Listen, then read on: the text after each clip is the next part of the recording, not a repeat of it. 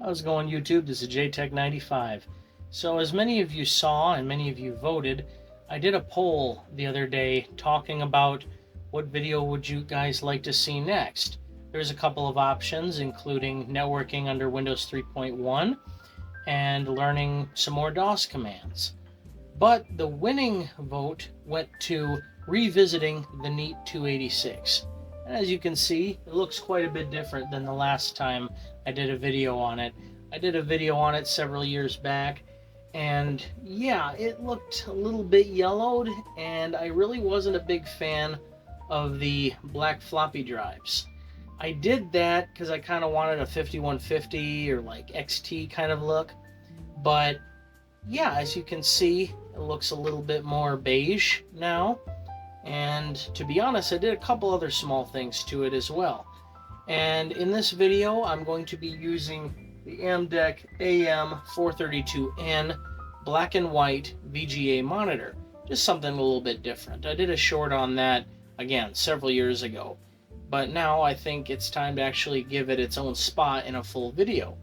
So let's sit back and hang tight and take a look at the reborn Neat 286, this time on JTech95.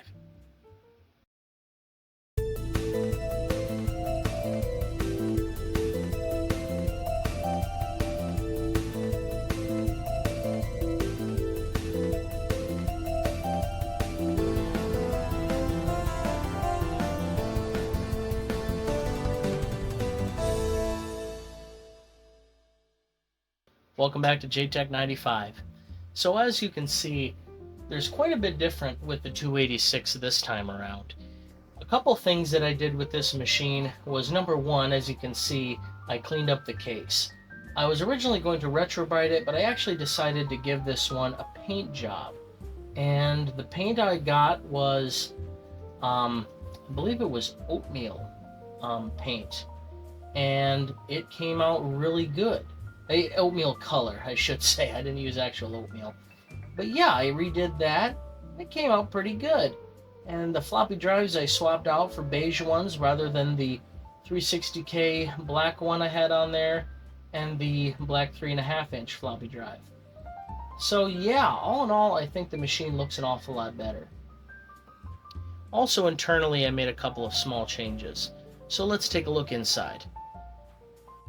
So looking inside of the machine here, you can see that not an awful lot has changed on the board itself, except I did add a couple things. Two cards I ended up adding was this SMC Ultrachip model 8216. I added that so I could use my FTP server and access BBSs and things like that. And as you can also see, I added a Sound Blaster CT1600, a Sound Blaster 2.0. I did that because I wanted to have more sound capabilities other than just the basic PC speaker. The graphics card hasn't changed. It's still an Oak Technologies 087. I did add to the motherboard a math coprocessor, an Intel 287 running at 10 MHz. The processor that's in this machine is still the same though. It is a AMD 286 running at 16 MHz, which is more than enough for what I wanted to do with this.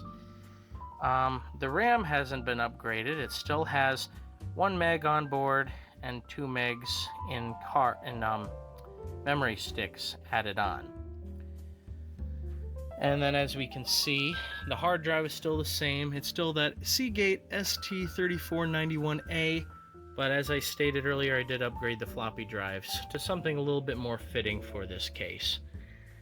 All in all, I like how the case looks and I like the upgrades I did. But you know what? For this video, let's max this thing out. Let's add 2 more sticks of RAM and just see what happens. Alrighty, got 2 more sticks of RAM, and these are SIPPs. So let's pop these in here really quick. So this thing, hypothetically, should have 5 megs of RAM now, which seems like a little bit overkill for a 286, but you know what? I have these 2 SIPP RAM sticks and nowhere else to put them, so why not? Let's max this thing out. I guess if I really wanted to max it out, I could have put a faster processor like a Harris 286 running at 20 megahertz, but I don't have one, and they are incredibly hard to come by compared to some of these other ones, so this will do for now. There we go. We got 2 extra megabytes of RAM. Let's boot it up and get it all set up in the BIOS. Alrighty. Let's turn on the monitor. We'll turn on the machine.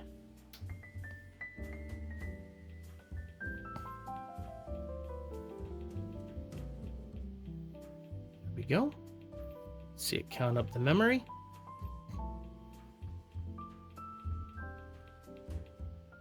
Oh. Okay, we need to run setup. So we'll go to standard setup. Make sure everything's okay in here. Okay. Let's exit out of here. Now we'll go back into setup. Go to extended setup, because that's the one you have to use for setting up things like memory. Alrighty, let's check this first. Okay, let's see, bank 3. Okay, that's fine. We're gonna leave that alone. Let's go to advanced. And this is fun. Okay, let's see. We're gonna leave a lot of these alone. I had this set up the way it needed to be so it would work. Because the problem with this older BIOS setup is it's a little less intuitive.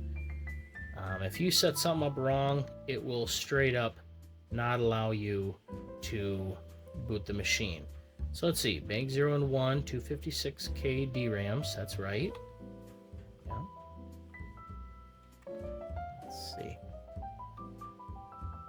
Okay, now let's see. That's fine. Banks 2 and 3, 1 megabits. Okay, 0, 1 bank,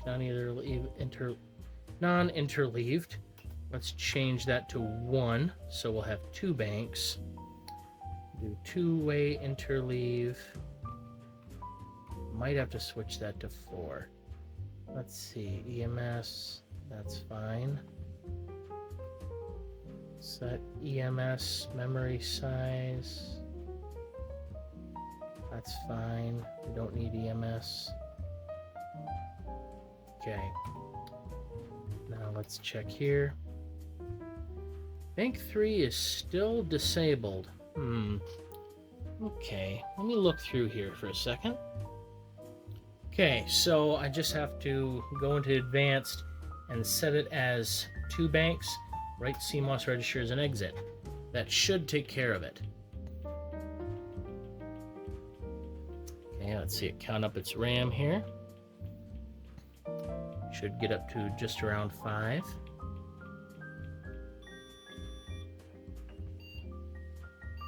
Uh-oh. For some reason it didn't like that, apparently. Okay, they're all enabled. Okay. Unless this board can't handle that much. I didn't really look into that. Okay, bank 0 and 1 is 256. DRAMs. Let's see, bank 2 and 3, 1 megabytes. Okay. 2 and 3, 2 banks. 2-way, 4-way interleave. Maybe we have to switch that to 1. Okay, let's try that. There it goes. Okay, so I did have to change the interleave. CMOS memory size mismatch, okay. It should be just fine. So, not sure why it's acting screwy.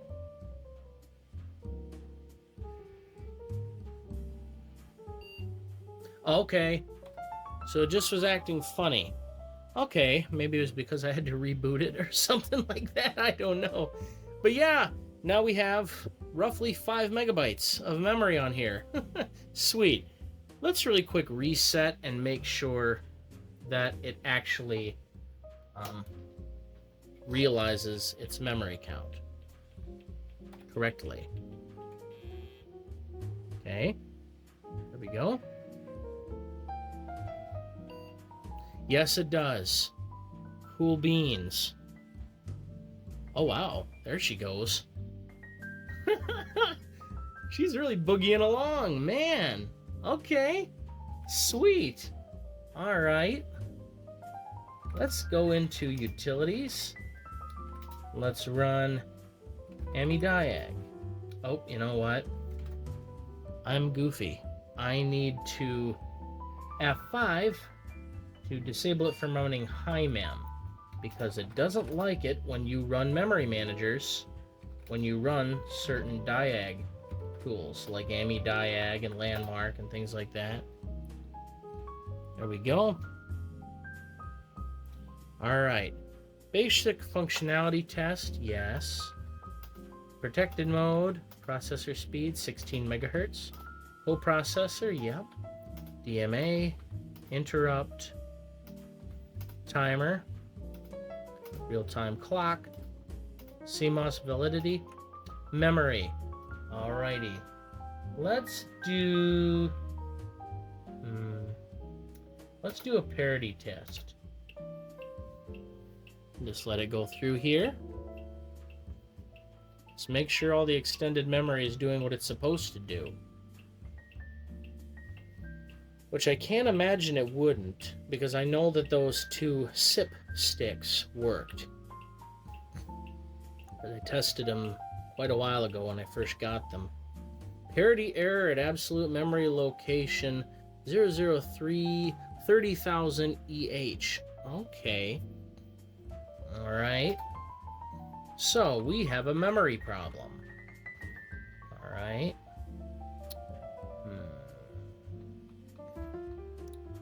Let's do a refresh test. That one passed. We can do a pattern test.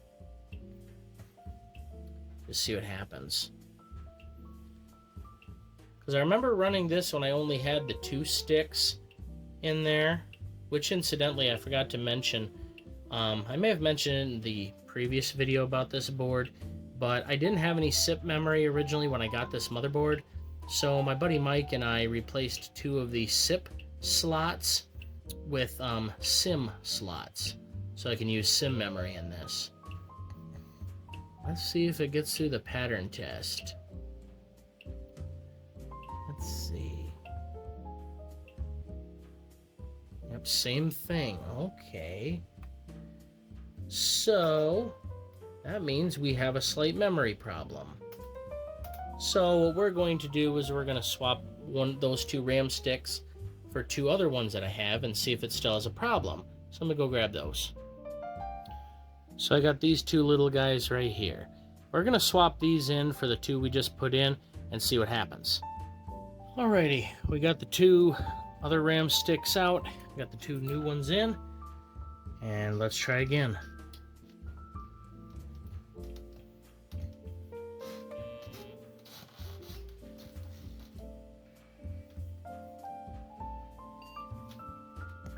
Okay, let's go back to utils. Oops. Oops, if I type right. Run AMD Diag again.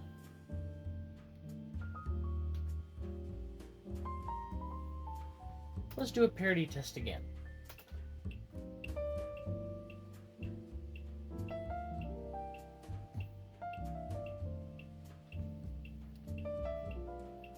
Hopefully this will take care of the problem.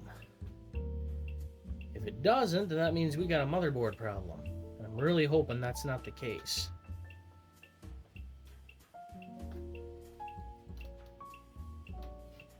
Oh, I think we're gonna make it. I really think we're going to make it.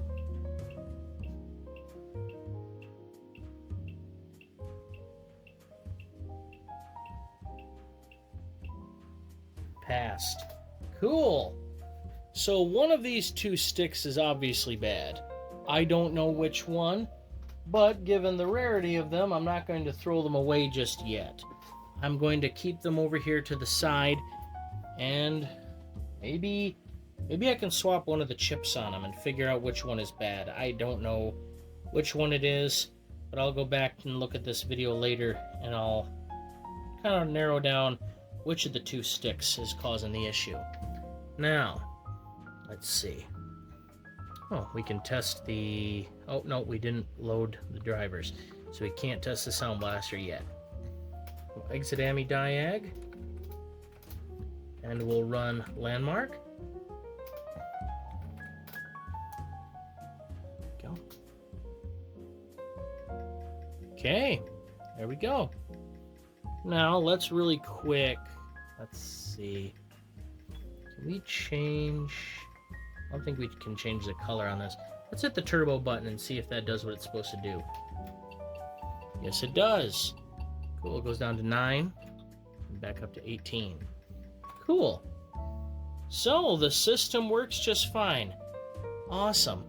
Alrighty, let's put the cover back on this thing, run a couple games. There we go. Cover's back on. Let's boot this puppy back up here. Run a couple games with an additional 2 megs of memory.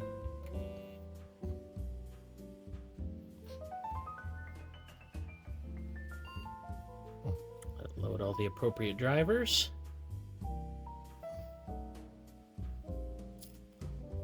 Alrighty.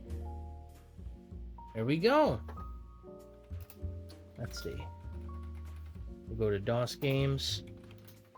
I have quite a few here I can play. Now, with a black and white monitor, that makes some of these games look a little bit funny, but on some of them it looks kind of cool. So, I'm going to try 3 different games and just see what they look like.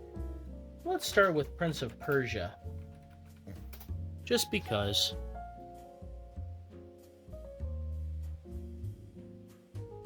Oops, I don't have my speaker hooked up. Hold on. Okay, let's try that again. Geez, sometimes I'm a dope.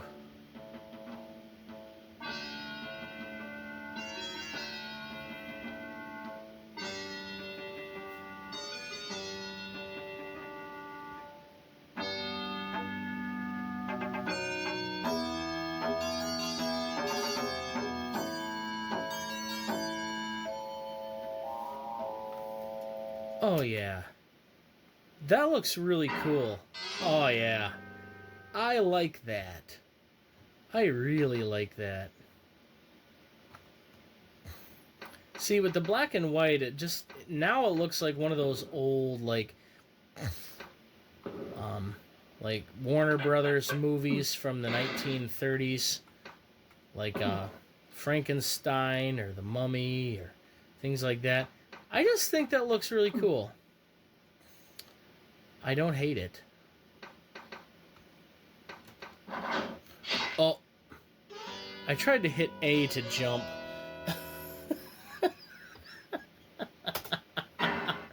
Well, that was smart. Oh well. Well, that doesn't look too bad. Now let's try out... You know, we're going to do Wolfenstein 3D.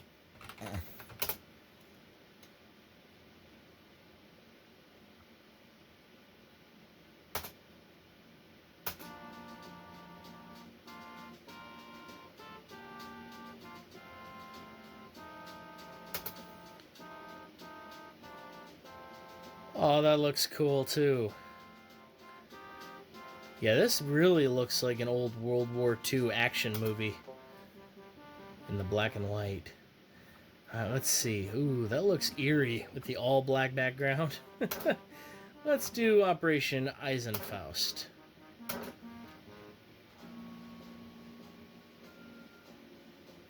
Let's turn up the volume just a little bit.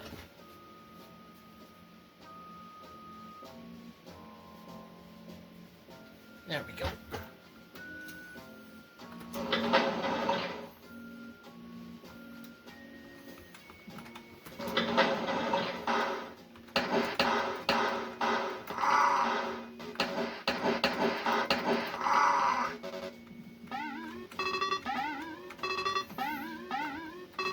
this looks so cool.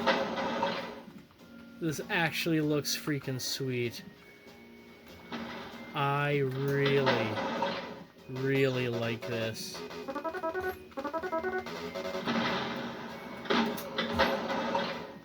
That just looks so nice in the black and white.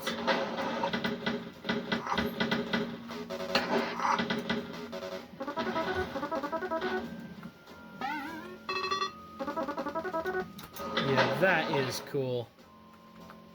That is really cool.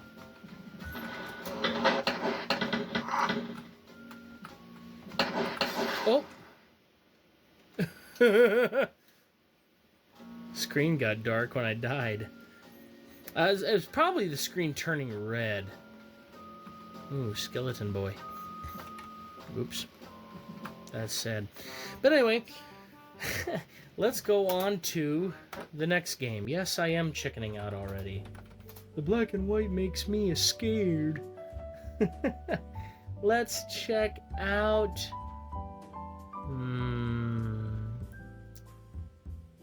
I can't pick. You know what? Let's load into Ultima. We'll do Ultima 5. Incidentally, I haven't played any of the Ultima games, but I have them installed on here because I actually want to start playing them. So we're just going to load up one really quick. Origin Systems presents a Lord British production. Okay. Oh, that looks cool. Warriors of Destiny. Oh, that is so cool looking. That is so cool. Alright, let's create a new character. What name shalt thou be known? Aw, I can't do it. Okay, I was gonna put Yoda Morpheus. We'll just do, I am a male? Alright, let's see. I'll have to read through this later. Since I've never played these, I don't know if it's missing anything on the screen because it's in black and white. So, okay, thy friend seeks admittance to thy spiritual order. As he expresses thy doubt or vouch for hope or spiritual improvement. Let's go A. Okay. I see. How do I exit out of here? Control escape, Control Q, Control C, Control X. Whatever.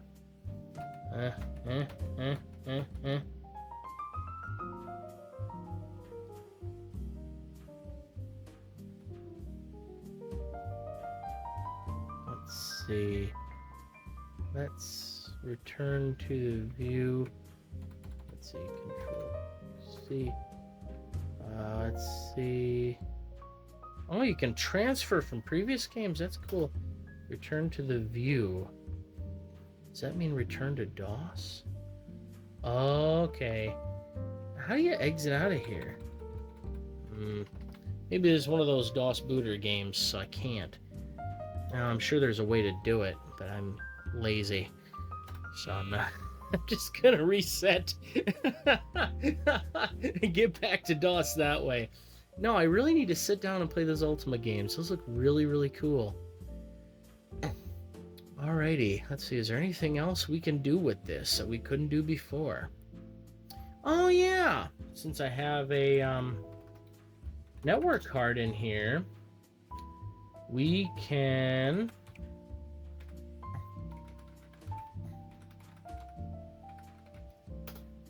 access a BBS server. Oh, that looks cool. There we go.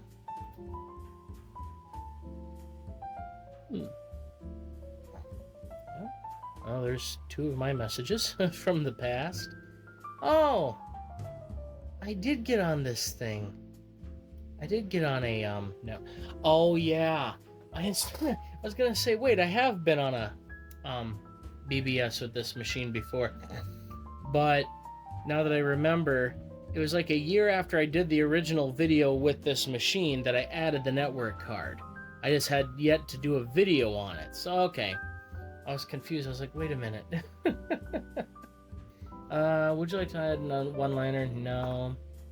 Already got 2 on there. Let's see. No.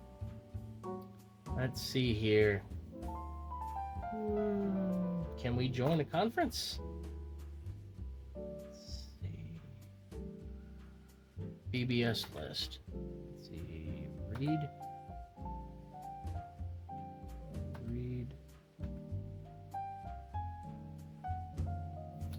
Okay. Let's see here. System information, chat with SysOp. No. Let's see. Online programs. Trade Wars 2002. DOSBox, ENV. I'll have to try one of those sometime. Anyway, let's see. Let's quit. Oh, no. No. Quit. No.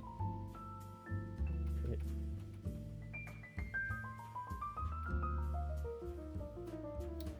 Okay, let's see. To exit. Oh, it's for log off. Log off. All right, cool.